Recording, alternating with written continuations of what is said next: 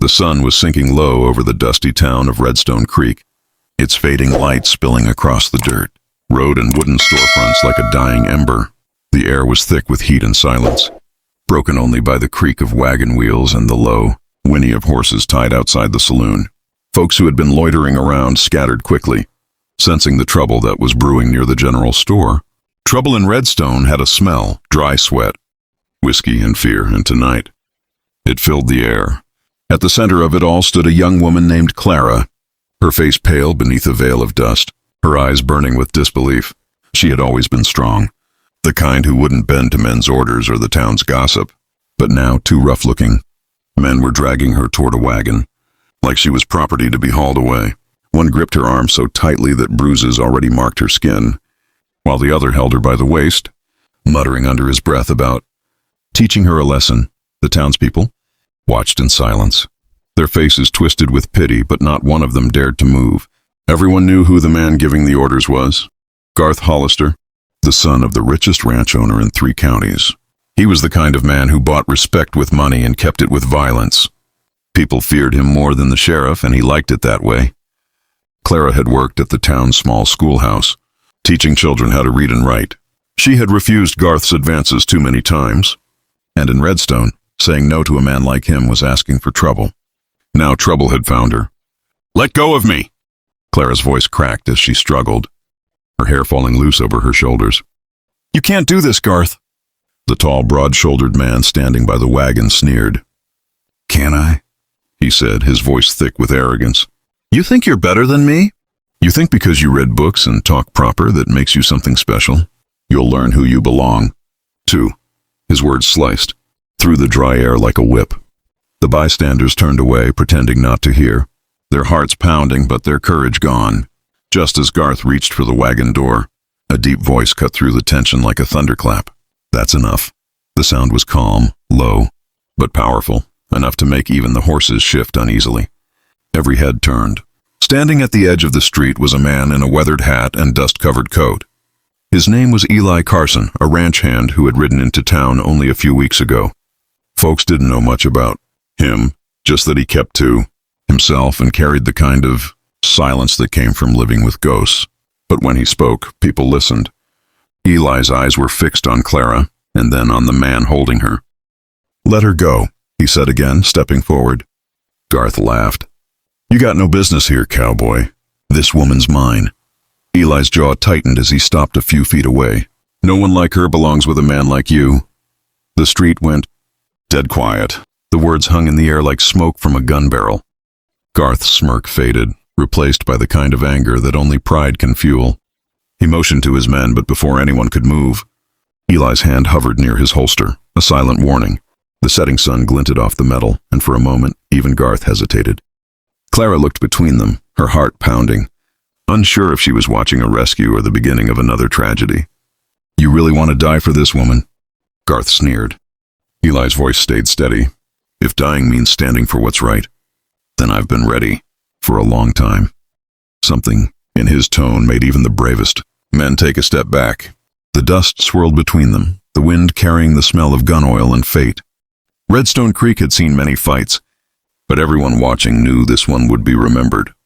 Clara felt tears sting her eyes, not from fear, but from the sudden realization that for the first time in her life, someone was willing to stand up for her.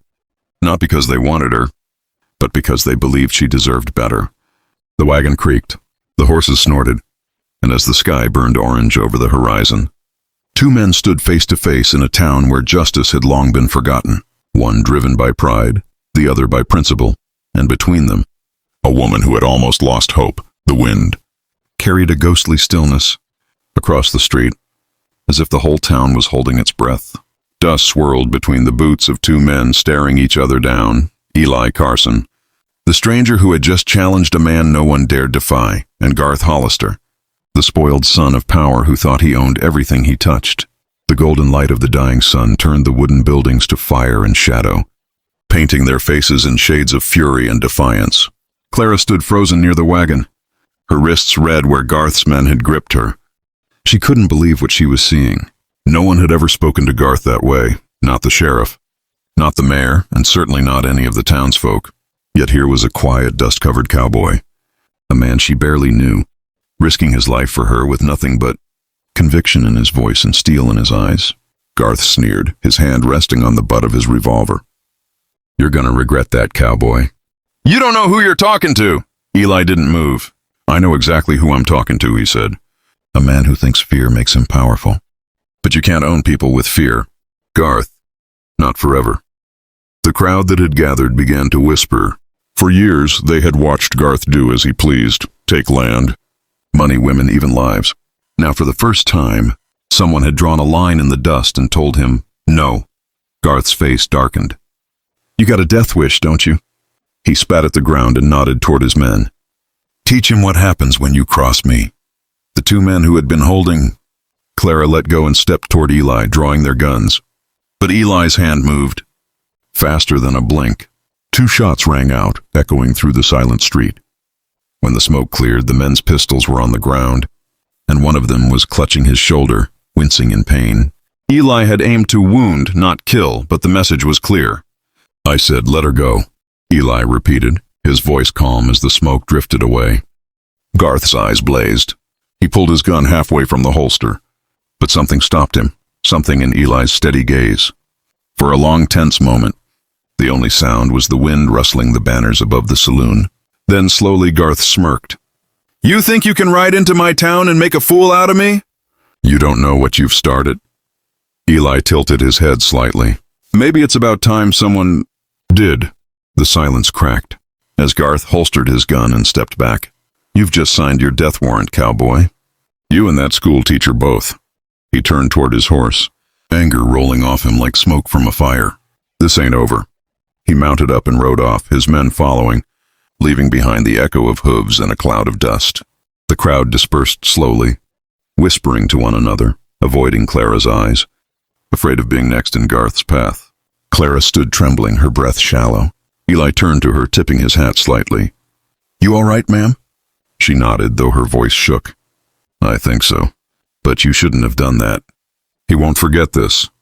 Eli's eyes softened. Didn't do it for him to forget. Did it because someone needed to remind this town what's right. Clara swallowed hard, trying to hold back tears. "Why would you risk your life for me?" "You don't even know." "Me?" Eli's gaze drifted to the horizon where the sun was dipping behind the hills. "Because once someone stood up for me when no one else would. And I failed to do the same when it was my turn. I ain't making that mistake again." His words were quiet, but they carried a weight that silenced everything around them. Clara watched him for a long moment, trying to understand the kind of pain that carved a man into who he was. "You've got a good heart, Mr. Carson," she said softly. Eli gave a faint smile. "Sometimes good hearts get people killed." He turned to walk away, but she stopped him. "Please," she said, "don't leave." "Not tonight. He'll come back." Eli hesitated, then nodded.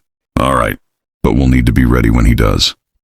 As the night crept in, the two of them took shelter inside the small schoolhouse at the edge of town. The oil lamps flickered against the wooden walls as Clara poured him a cup of coffee with trembling hands. "You really think he'll return?" she asked quietly. Eli sipped his drink, eyes still on the window. "Men like Garth don't lose well. He'll come back. But next time it won't just be for me."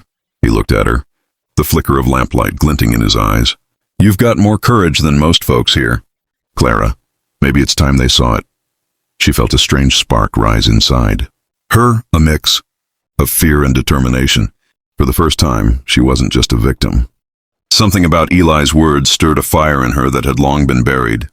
Outside, thunder rumbled in the distance. A storm was coming, not just in the skies above Redstone Creek, but in the hearts of its people. And before it passed, nothing in that town would ever be the same again. The night in Redstone Creek was heavy and restless. The wind howled through the cracks in the wooden buildings, rattling shutters and whispering warnings that no one wanted to hear. Inside the small schoolhouse, a single oil lamp burned low, casting long, trembling shadows across the floor. Clara sat by the window, her hands wrapped tightly around a cup of cold coffee, staring into the darkness beyond. She hadn't slept. Every creak of the wood made her heart jump. Every gust of wind sounded like hooves on the dirt road. She knew he would come. Garth Hollister wasn't the kind of man who took humiliation lightly. He had been embarrassed, defied, and beaten in front of the whole town, and for a man like him, revenge was not a question of if, but when. Eli sat near the door, his rifle resting across his knees, his expression calm, but his eyes sharp and alert. He hadn't said much all night. He didn't need to. His silence said enough. It was the stillness before the gunfire, the calm before a storm that everyone in Redstone would remember. Just before dawn, the sound came, distant hooves thundering across the plain. Clara stood up, her breath catching. "He's coming." Eli rose slowly, checking the chambers of his revolver. "I know." The hooves grew louder until they echoed off the walls of the town. Clara peeked out the window and gasped. There were at least a dozen riders, torches in hand, their faces masked by shadows. Garth rode in front, his silhouette outlined against the rising sun. "Eli," she whispered, fear trembling in her voice. "We can't fight them all." Eli glanced toward her, a calm steadiness in his eyes that seemed unshakable. "We don't have to. We just have to make them see." She frowned, not understanding. But Eli had already stepped outside, the early light cutting across his face like a blade. He walked into the middle of the street, his boots crunching against the dirt. The people of Redstone began to wake, opening doors and peering through windows, drawn by the sound of approaching chaos. Garth reined in his horse, his voice booming through the air. "You should have left town when you had the chance, Carson," he shouted. "Now I'm going to bury you where you stand." Eli didn't flinch. "You've had your way in this town for too long, Garth," he called back. "You think money and fear make you a man? Let's see what's left of you when neither can protect you." The riders around. Garth shifted uneasily. Some looked at each other, uncertain. Garth noticed it too, and his anger flared. "You all heard him!" he barked. "He's dead where he stands." But before he could raise his weapon, Clara's voice rang out. "Stop!" She stepped out from behind the schoolhouse, her hair whipping in the wind, her eyes fierce and unyielding. "If you're going to kill him, you'll have to kill me too." The entire street froze. No one moved. For the first time, Clara wasn't the frightened schoolteacher being dragged toward a wagon. She was standing tall, defying the man who had terrorized her and everyone else for years. "You've made this town afraid for too long, Garth," she said, her voice trembling but strong. "But fear doesn't make you powerful, it makes you pathetic." The crowd that had gathered began to murmur louder and louder. Faces appeared in the windows, men and women who had once bowed to Garth's will. One by one, a few of them stepped out, holding old rifles, pitchforks, or nothing but courage. Eli glanced at them, a faint smile flickering at the corner of his lips. "Looks like your luck's run out," he said quietly. Garth's face twisted in rage. He raised his gun, but Eli was faster. A single shot cracked through the morning air. Garth's gun flew from his hand, and he stumbled back, clutching his arm.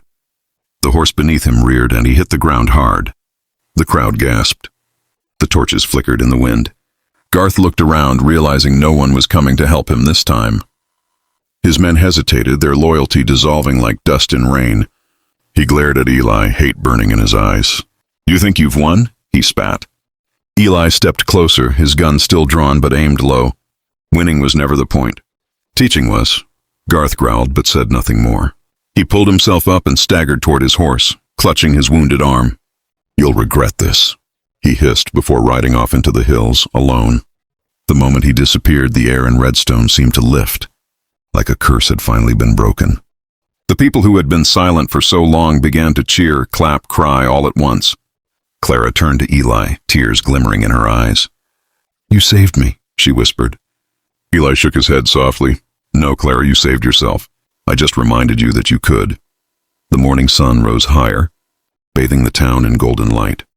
For the first time in years, Redstone Creek felt alive again. The fear that had ruled its streets was gone, replaced by something new, hope. Clara looked at Eli as he adjusted his hat, ready to ride out. "Where will you go?" she asked. "Wherever someone needs reminding that right still matters," he said. She smiled faintly.